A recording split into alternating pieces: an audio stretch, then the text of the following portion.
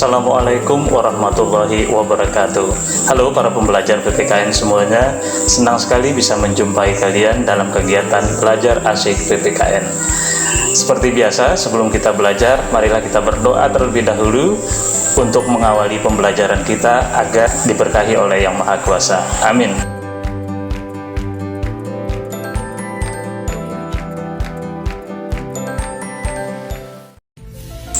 Para pembelajar, gawat, kemerdekaan yang dijanjikan Jepang kepada bangsa Indonesia bisa terancam batal.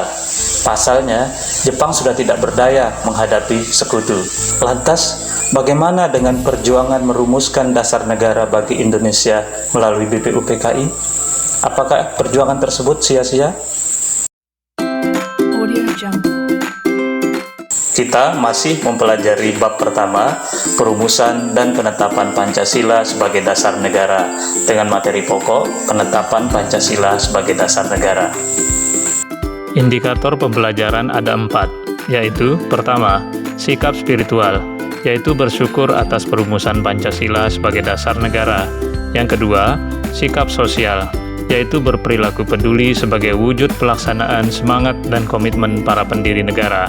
Ketiga, pengetahuan, yaitu mendeskripsikan penetapan Pancasila sebagai dasar negara. Dan yang keempat, keterampilan, yaitu menyajikan telaah penetapan Pancasila sebagai dasar negara. Setelah mengikuti pembelajaran ini, kalian diharapkan dapat: yang pertama, menganalisis latar belakang pembentukan PPKI. Kedua, menjelaskan keanggotaan PPKI. Ketiga, mendeskripsikan sidang PPKI pertama dalam penetapan dasar negara. Yang keempat, menganalisis arti penting persidangan PPKI pertama dalam penetapan Pancasila sebagai dasar negara. Yang kelima, menyajikan laporan hasil telaah penetapan Pancasila sebagai dasar negara.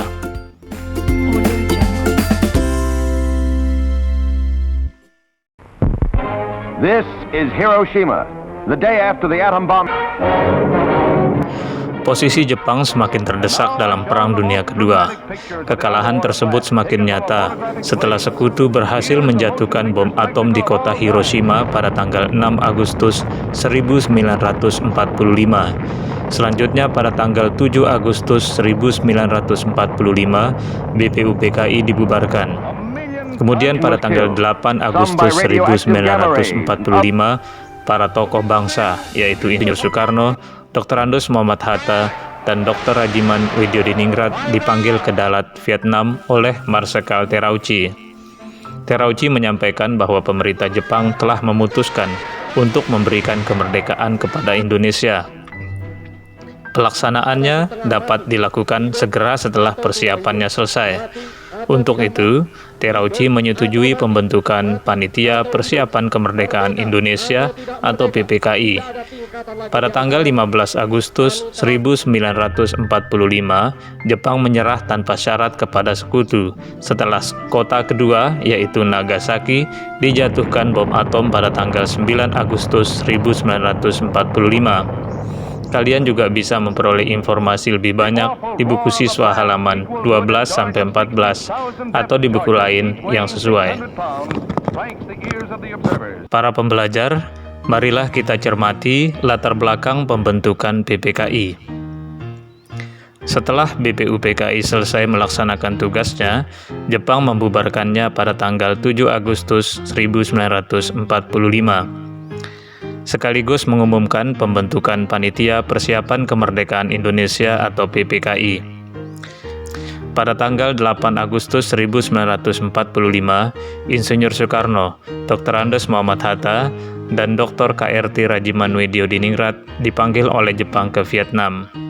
Pertemuan tersebut memutuskan Insinyur Soekarno sebagai Ketua PPKI dan Dr. Andes Muhammad Hatta sebagai Wakil Ketua. Setelah kembali ke tanah air, Insinyur Soekarno mengumumkan bahwa negara Indonesia akan merdeka secepatnya dan dengan perjuangan bangsa Indonesia sendiri. Lalu, bagaimana dengan keanggotaan PPKI? Seperti disinggung sebelumnya, Insinyur Soekarno ditunjuk sebagai ketua dan Dr. Andes Muhammad Hatta sebagai wakil ketua. Dari bentukan Jepang, anggota PPKI berjumlah 21 orang, termasuk ketua dan wakil ketua. Tetapi atas inisiatif sendiri, Soekarno menambah 6 orang anggota dari bangsa Indonesia. Hal itu dilakukan tanpa sepengetahuan Jepang. Sehingga total anggota berjumlah 27 orang yang mencerminkan wakil rakyat Indonesia. Para pembelajar, untuk lebih jelasnya, mari kita lihat sebaran keanggotaan PPKI melalui tayangan peta berikut. Perwakilan dari Pulau Sumatera sebanyak 3 orang, perwakilan dari Pulau Kalimantan sebanyak 1 orang, selanjutnya 2 orang dari Pulau Sulawesi, 1 orang perwakilan masing-masing dari Maluku, Bali, dan Nusa Tenggara. Berikutnya adalah 18 orang dari Pulau Jawa. Keanggotaan PPKI juga diisi oleh etnis lain, yaitu etnis Tionghoa sebanyak 1 orang.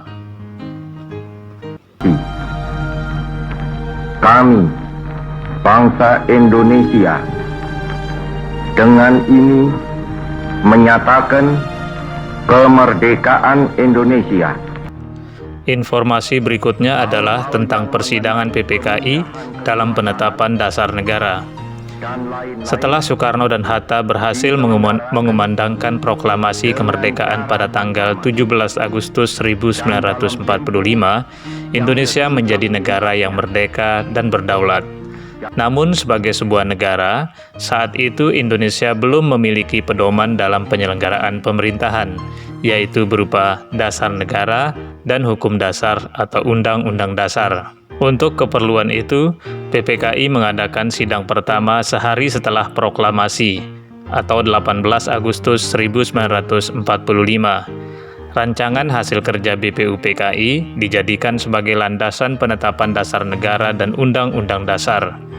Sebelum sidang dimulai, diadakan pembahasan tentang beberapa perubahan dari Piagam Jakarta yang kelak dijadikan pembukaan atau preambul Undang-Undang Dasar Negara Republik Indonesia tahun 1945. Kalian tentu masih ingat naskah Piagam Jakarta. Di alinea keberapa dapat kita temukan rumusan dasar negara pada naskah tersebut? Ya, kalian tepat, di alinea keempat. Namun, anggota PPKI dari Indonesia Timur yang mayoritas non-Islam keberatan dengan salah satu silanya, yaitu sila pertama yang berbunyi ketuhanan dengan kewajiban menjalankan syariat Islam bagi pemeluk-pemeluknya. Mereka menganggap sila tersebut lebih condong pada kepentingan satu golongan agama saja. Setelah berdiskusi, golongan Islam sepakat merubah 7 kata tersebut menjadi ketuhanan yang Maha Esa seperti yang kita kenal saat ini. Peserta sidang menyepakati 3 keputusan, yaitu pertama, menetapkan Undang-Undang Dasar 1945. Yang kedua, memilih Insinyur Soekarno sebagai Presiden dan Dr. Andes Muhammad Hatta sebagai Wakil Presiden. Dan yang ketiga, membentuk Komite Nasional Indonesia Pusat atau KNIP. Dengan disahkannya Undang-Undang Dasar 1945, Indonesia resmi memiliki dasar negara. Mengapa? Karena di dalam alinea keempat pembukaan Undang-Undang Dasar 1945 tercantum rumusan dasar negara. Para pembelajar, apakah kalian sudah paham dengan materi yang disampaikan? Sekarang mari kita simpulkan bagian-bagian penting dari materi tersebut.